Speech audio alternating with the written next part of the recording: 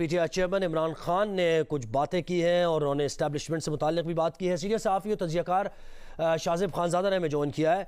शाज़ेब, वो ये कहते हैं कि वो तो बात करने के लिए आर्मी चीफ से तैयार हैं और उन्होंने ये भी कहा कि उन्हें ऐसा लगता है कि आर्मी चीफ उन्हें अपना दुश्मन समझ रहे हैं। तो क्या बात वो करने के लिए तैयार है आर्मी चीफ से, किस मौजू पर बात होगी?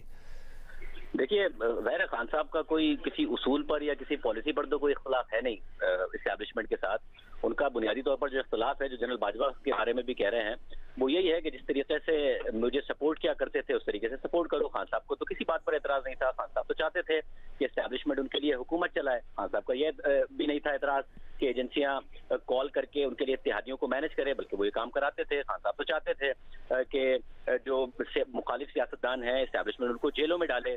इसके अलावा खान साहब तो इस बात पर भी मुतमईन थे कि ठीक है ISI उनकी कॉलें भी टेप करे, इसमें भी उनको कोई एतराज़ नहीं था।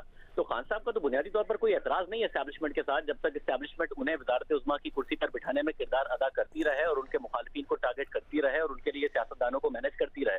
अब खान साहब का बुनियादी इख्तलाफ ही ये है कि ये काम इस्टेब्लिशमेंट ने करना बकौल जनरल बाजवा के फरवरी 2021 में छोड़ दिया था, जिसकी वजह से वो अब कहते हैं कि जी मेरी कमर में चाकू मारा था जनरल कमर जावेद बाजवा ने, और वो मैनेजमेंट और सियासी मैनेजमेंट जो उनके लिए होती थी वो करना छोड़ दी थी।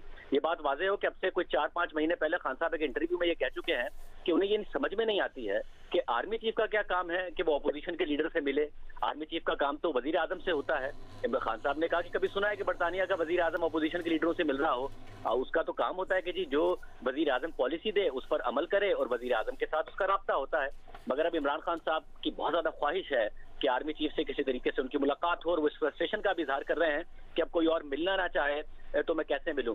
तो खान साहब तो इस्टेब्लिशमेंट को चाहते हैं कि वो उनकी साइड पर आए और सारी चीजें, चाहे उनकी सियासत हो, चाहे उनकी हुकूमत हो, चाहे उनके इत्तेहादी हो, चाहे उनके गवर्नर्स हो, चाहे उनकी अपनी जमात के लोग हो, उन सबको उनके लिए दोबारा से मैनेज करे। नहीं करेगी तो फिर इस्टेब्लिशमेंट बुरी है, उनके खिलाफ है।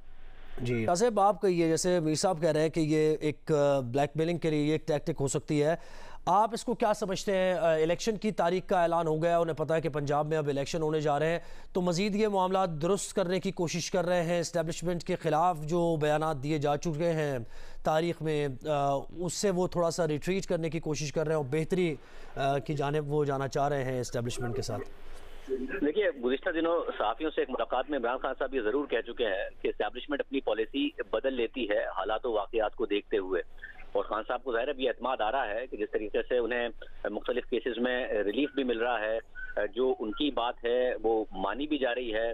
आला अदलिया के हवाले से हमने देखा है कि जिस किस्म के बेंचेस के तसादात आए हैं, जिस किस्म की ऑडियो लीक्स आई हैं, उससे इमरान खान साहब का कॉन्फिडेंस बढ़ा है।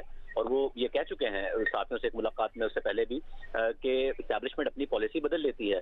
इसके अलावा तहरीक इंसाफ के अंदर ये फीलिंग है कि इस वक्त इस्टेब्लिशमेंट बहुत ज़्यादा प्रेशर में है, इस्टेब्लिशमेंट की नई क़यादत भी बहुत ज़्यादा प्रेशर में है और उन्हें बैकफुट पर इमरान खान साहब डालने में कामयाब हुए हैं।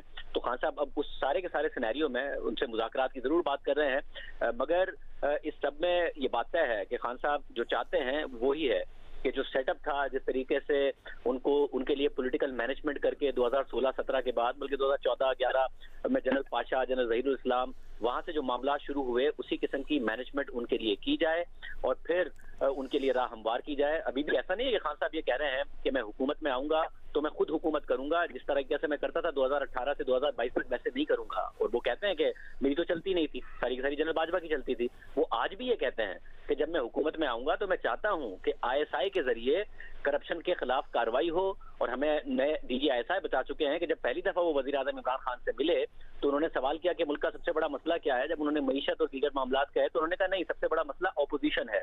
तो खान साहब की तो लाइन बड़ी क्लियर है कि फौज उन्हें इख्तिदार में भी रखे और दूसरी सियासी जमातों का सफाया करने में भी किरदार अदा करे, जिस तरीके से 2018 से 2022 तक का सेटअप था।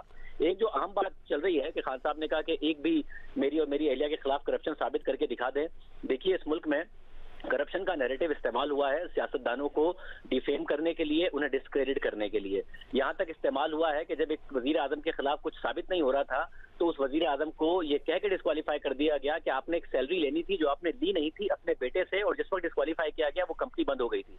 आज जब खान साहब कहते हैं ना कि मेरे खिलाफ कुछ साबित करके दिखा दें एक भी रुपए की करप्शन, तो इस मुल्क में खान साहब के 4 साल दौर में जो खान साहब कहते थे मैं अरबों डॉलर वापस लाऊंगा, 190 मिलियन पाउंड वापस आए थे, 50 अरब रुपए एक बिजनेस टाइकून के। और खान साहब ने वही 50 के 50 अरब रुपए उसी बिजनेस टाइकून की जेब में डाल दिए। उसके बाद एक ट्रस्ट कायम होता है, उस ट्रस्ट के ट्रस्टी बनते हैं इमरान खान साहब और उनकी एहलिया, और उस बिजनेस टाइकून से जमीन ली जाती है। फिर हमें नजर आता है कि बिजनेस टाइकून के इंटरेस्ट के लिए खान साहब, हमें नजर आता है कि कभी कोई एमनेस्टी स्कीम्स देते नजर आते हैं, कभी उनका दिफा करते नजर आते हैं। जो वो लाहौर में एक पूरी सोसाइटी लॉन्च करते हैं, उसका दिफा करते नजर आते हैं। अगर कोई अदालत उसके खिलाफ फैसला दे दे, 50 अरब रुपए का 190 बिलियन पाउंड माफ करने का, एक बिजनेस टाइकून की जेब में डालने का, इस मुल्क के किसी वजीर आजम का आज तक इतना बड़ा स्कैंडल आया नहीं है। चाहे मोहतरमा बेनजीर भुट्टो साहिबा पर इल्जामात हों, उससे पहले के इल्जामात हों, नवाज शरीफ साहब पर इल्जामात हों, किसी के ऊपर भी इल्जामात हों, तो ये तो बहुत ही बड़ा स्कैंडल है। जाहिर है खान साहब चैलेंज करते हैं कि साबित हो जाए। खान साहब की काबीना के अराकीन बता चुके हैं, डॉक्टर शीरी मजारी साहिबा समेत, कि एक बंद लिफाफे में ये मामला आया और कहा गया कि इसको दिखा नहीं सकते, और फिर सारी की सारी काबीना से दस्तखत ले लिए गए, और उस काबीना में इमरान खान साहब भी मौजूद थे, फैसल बाउडा साहब भी ये बात बता चुके हैं। तो जब ये मामलात हों, उसके बावजूद खान साहब ज़ाहिर कॉन्फिडेंस का इजहार इसलिए करते हैं क्योंकि उन्हें ये कॉन्फिडेंस है कि मैंने जो कर लिया उसकी मेरी पकड़ होगी नहीं, अगलिया में भी पकड़ नहीं होगी। शाहजेब, आप इस कोर्ट मार्शल के मुतालबे पर पर्सपेक्टिव तो हामिद मीर साहब ने दिया, आप क्या कहेंगे? देखिए जी, जो कोर्ट मार्शल का मुतालबा कर रहे हैं इमरान खान साहब, तो फिर जनरल बाजवा साहब तो खैर इस बात का एतराफ़ कर चुके हैं कि 2021 तक उनके ज़माने में सियासत में मुदाखलत थी। तो फिर और जो सियासत में मुदाखलत है वो तो किसी भी आर्मी चीफ के अपने हल्फ की खिलाफ वर्जी है। फिर जितने भी हालात वाकयात हुए हैं इमरान खान साहब के लिए, क्योंकि खान साहब तो खुद कहते हैं कि उनकी चलती थी, फिर फवाद चौधरी साहब कह चुके हैं कि हमने तो सियासी अपनी जो पूरी पॉलिटिकल मैनेजमेंट थी वो आउटसोर्स कर दी थी। इमरान खान साहब कह चुके हैं कि एजेंसीज के जरिए वो मैनेज कराते थे अपने इत्तेहादियों को। इमरान खान साहब कह चुके हैं कि वो जनरल फैज हमीद को इसलिए रखना चाहते थे DGISI, क्योंकि उन्हें पता चल गया था कि ऑपोजिशन जो है वो कार्रवाई कर रही है और आइज एंड ईयर्स होता है DGISI हुकूमत की, हालांकि इन कामों के लिए नहीं होता है DGISI। तो फिर इमरान खान साहब जनरल बाजवा के खिलाफ जो कोर्ट मार्शल का मुतालबा कर रहे हैं वो इन तमाम हालात वाकयात के हवाले से, और जनरल फैज हमीद के खिलाफ वो कोर्ट मार्शल का मुतालबा करेंगे, क्योंकि जगह जगह पर हल्फ की खिलाफ वर्जी हुई है, और जगह जगह पर हमने देखा है कि जब जब खिलाफ वर्जी हुई है मुल्क मुसलसल पीछे गया है।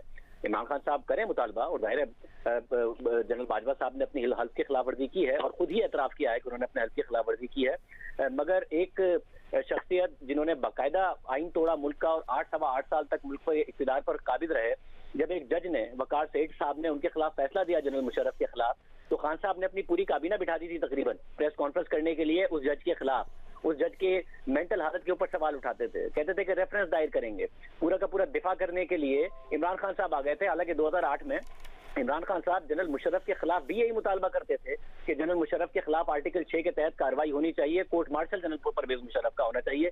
मगर जब कार्रवाई हुई या एक जज ने फैसला दिया तो उस जज के खिलाफ पूरी की पूरी काबीना खड़ी हो गई थी, पूरी की पूरी हुकूमत खड़ी हो गई थी। उस जज के साथ उसके बाद जो हुआ, जो कैंपेन चली, जो रेफरेंस की धमकियां दी गई, वो सब ने देखा। उन जज की तो प्रमोशन तक नहीं हो सकी माशाल्लाह। जैसे साकिब निसार साहब थे, उन जज साहब को सुप्रीम कोर्ट में नहीं एलिवेट किया गया, जस्टिस वकार सेठ साहब को, और उनकी वफात तक वो उसके लिए लड़ते रहे, उसके लिए आवाज उठाते रहे। तो खान साहब की अपनी हिस्ट्री तो ये है, जब तक खान साहब के अपने फायदे में चीजें हैं तो हल्फ की खिलाफ वर्जी होती रहे, ना कोर्ट मार्शल की डिमांड होगी ना और कोई मामला होगा। अब भी अगर वो कह रहे हैं कि आर्मी चीफ से मैं बात करने को तैयार हूँ, तो क्या आर्मी चीफ जब ऑपोजिशन के लीडर से मिलेंगे तो अपने हल्फ की पासदारी कर रहे होंगे? वो तो अभी दोबारा इन्वाइट कर रहे हैं आर्मी चीफ को। अपनी 6 महीने पहले वो कह चुके हैं कि आर्मी चीफ का काम ही नहीं है लीडर ऑफ द ऑपोजिशन से मिलना, उसका तो काम है वजीर आजम से मिलना। मगर वो फिर आर्मी चीफ को दावत दे रहे हैं कि अपनी हल्फ की खिलाफ वर्जी करो और मुझसे मिलो। जब जनरल बाजवा से वो 2 मुलाकातें कर चुके हैं अपनी हुकूमत जाने के बाद, जिनके बारे में कह रहे हैं कि पीठ में छुरा घोंपा था और जनरल बाजवा के खिलाफ कोर्ट मार्शल होना चाहिए रूस के खिलाफ तकरीर करने पर, तो उसी जनरल बाजवा से आपने इस हुकूमत को गिराने के लिए और इलेक्शन कराने के लिए ऐवान सदर में 2 मुलाकातें क्यों की थी? उसी जनरल बाजवा को दोबारा तोसी देने की ऑफर क्यों की थी? जनरल आसिम मुनीर का रास्ता रोकने के लिए एक और तोसी की बात क्यों की थी? तो खान साहब को जहां फायदा नजर आता है वह बात करते हैं, उसूल कोई नहीं है, प्रिंसिपल्स कोई नहीं है खान साहब के, पॉलिसी कोई नहीं है, सिर्फ फायदा है। जहां फायदा है वहां बात कर देंगे।